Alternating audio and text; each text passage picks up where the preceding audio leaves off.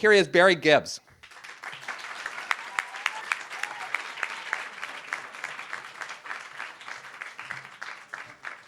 Good evening, ladies and gentlemen. My story goes like this. I was a mailman. I worked 20 years for the Postal Service, delivered the mail over here at Sutton Place South. I met very influential people. I enjoyed my job. It didn't pay enough, but I enjoyed my job. One day I was having a friend pick me up at my house, and he was going to come at 12 o'clock, and I went about 10 minutes earlier, and I went up the street. I figured I'd wait for him to come down, and he never came. And I walked back to my apartment building, and I get thrown against the car, and they tell me empty out my pockets. And they say to me, you shouldn't have anything in your pockets that don't belong there. I didn't know what he meant by it, but that's... So I put everything back in my pockets. I says, what's this about? He throws me in the back of the car, and he says, I'm Detective Louis Epolito, who was the mob cop, who's right now going to go on trial next month. He says, when we get into the precinct, I'll tell you what it's all about. I get into the precinct, I go to sit down on a chair. He goes to a locker at the doorway, and he pulls out a Polaroid camera.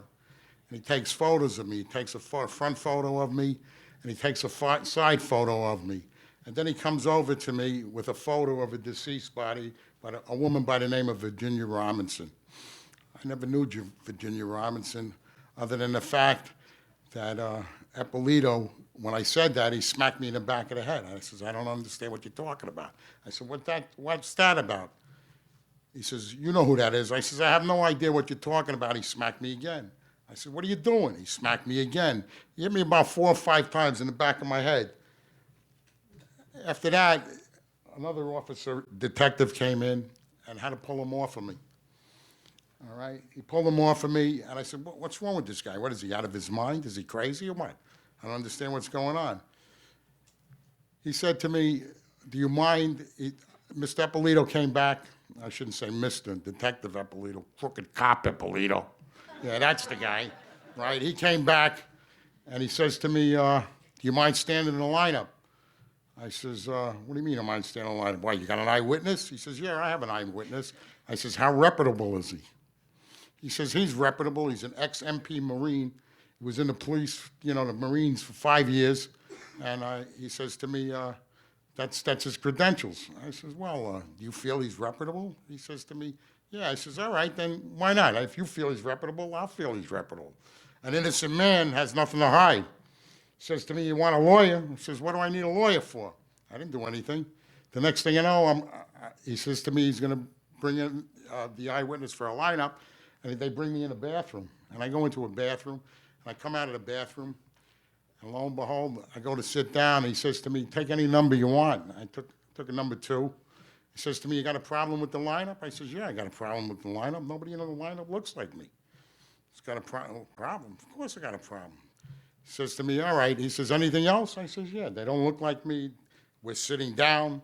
The description of the perpetrator was 5'3" to 5'7". I didn't know that until later on, but that was the description, so I realized why I was sitting down. It didn't take them more than a minute. They brought me back to the bathroom. I came out of the bathroom. I says, can I go home now? He says to me, he pushes me up against the wall. He says to me, you're wanted for the murder of... I says, are you serious? He says, you're wanted for the murder of... I says, I'm getting out of here. And he pushed me into a holding cell. I says to him, do I get a phone call? He says to me, yeah. I says, okay, fine. Now you gotta remember, I'm an innocent guy. So the first thing I wanna do is cooperate. Why wouldn't I wanna cooperate? You know what I mean? I'm innocent. When they took me out in the lineup, I knew I had a problem. The wind-up was I had a phone call. I called up my ex-wife, who was my best friend. She was a real sweetheart. I went to say something to her, and Epolito grabbed the phone away from me. And as he grabbed the phone away from me, he started cursing to my ex-wife. I don't know what you're doing with him. He's a murderer. I don't know what you see in him. I don't understand what... I says, Epolito, is that phone call for you or is it for me? I says, give me the phone. He gives me the phone. I says, hello. I says, Vicky, do me a favor. I says, they got me for murder. I says, I need an attorney. I need an attorney. I says, you got to help me out. I go to trial. I have Ira London as my attorney. He didn't want me to take the stand. He figured it was a slam dunk with circumstantial evidence. I wind up losing. The jury finds me guilty, all right? The jury finds me guilty, and I get sentenced to 20 to life. When the guilty verdict came back, I was sitting there, I was in shock. Ira London put his hand on my shoulder, says to me, Barry, did you hear what they said? I didn't answer him. I couldn't answer him. I was in shock. He says to me again, Barry, did you hear what they said? I says, I still didn't answer him. They said, Barry, I'm talking to you. I says, Ira, did they just say I'm guilty? He said, yeah. I says, well, I can't believe this. I said, I can't believe this. Unbelievable. Next thing I know, I'm being brought out of the courtroom the back way, and I'm sitting in a holding cell, and I start gathering my thoughts, and the next thing you know, I am devastated. I break down, I start crying, and it was uncontrollable. I'm there all by myself. The next thing I know, I'm on my way to prison. It's the middle of the night. We're pulling up the attic of prison, pitch dark. Walls are about 40 feet high. We walk through the entranceway. I get into prison, and they slam the doors. What a frightening feeling. What a revolting development this is. I got a problem. I really got a problem. You know what I mean? So I go over, and I got a few things I have to do. One is,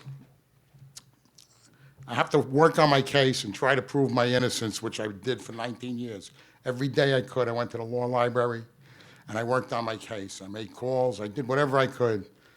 Second thing was, I had to learn how to live in jail. Very difficult situation. Whatever you learn out here, whatever's normal for us, you know, with relationships, how we talk to people, how we talk about people, is completely opposite from inside. It's a 360-degree turnaround. It took me over 2.5 years to learn how to live in jail. And it might take me another 2.5 years to learn how not to live in jail. It's a hard thing. It's a very difficult situation.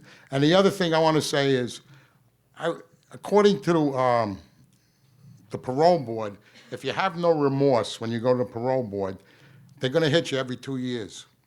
I had no remorse. I was a victim. I want you to listen closely. I was a victim here. I had no remorse. So I knew I was going to get hit every 2 years. So I decided I better do one thing. I better start making plans to die in jail, which I did. I had a cemetery plot out in Long Island. I had a life insurance policy. I had a friend of mine who's here tonight. I made him power of attorney over my life, because in the event that I die, I needed somebody to talk up for me.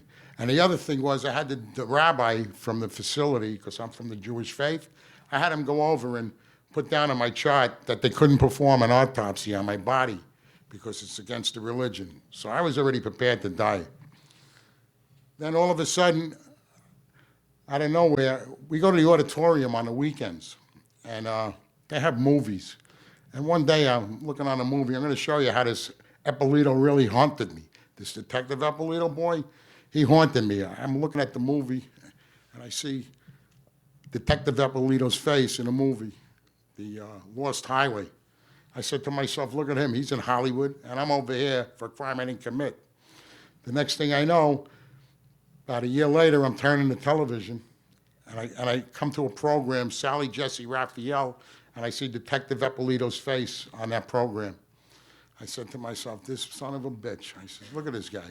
Now, I didn't know what he was saying on the show, because I only broke into it maybe middle or near the end of the show. So I waited for the critics, and I sent away for the transcript, because I wanted to see what he was talking about. I read the transcript. I read what he was talking about. And then, one day, 10 years later, it's 10 years later now, I'm listening to the news. I'm a news junkie, and I hear two prominent detectives, high-ranking detectives from New York, get arrested in Las Vegas on drug charges. I couldn't believe it. When I heard that, I called up the Innocence Project, which was working on my case. They had it for about 7 years. And they said to me they would look into it. Apparently, what they found there was enough to release me to get my conviction reversed, and my indictment dismissed. However, on a 20-year to life sentence, I did serve 19 years. They took 19 years of my life. They took my identification. They took my ID. They took my Social Security card. They took my driver's license. They took my identification. They took everything from me. I lost my son. I lost my family. I lost my friends. Not my good friends. My good friends stuck with me. But I lost my friends. And I lost my dignity. And I lost my honor. And the man destroyed me. Totally destroyed me. I want to say this. And I want you people to listen to me good. I always believed in the criminal justice system. I always thought it was correct. I always thought if I helped and tried to give them whatever they could to prove that I was innocent, it would help, but it doesn't help. What I believe is this. Whatever happened to me can happen to anybody out here, and it's a very frightening feeling what's going on, and I got to say thank you.